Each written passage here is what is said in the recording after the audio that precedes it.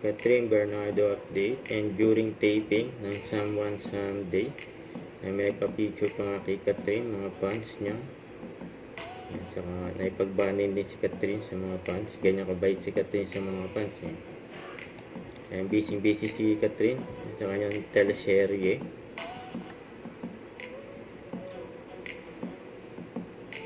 Saka congrats kay Catherine, yung wagi siya sa Influential and Awards 2025 bilang Influential Style Star, you know. Ito in-announce pa nga si Catherine. Yun, no? So, congrats kay Catherine.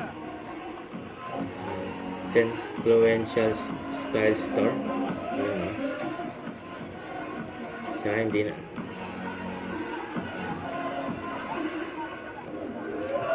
Sa akin, wala si Catherine. Congratulations to Catherine Bernardo.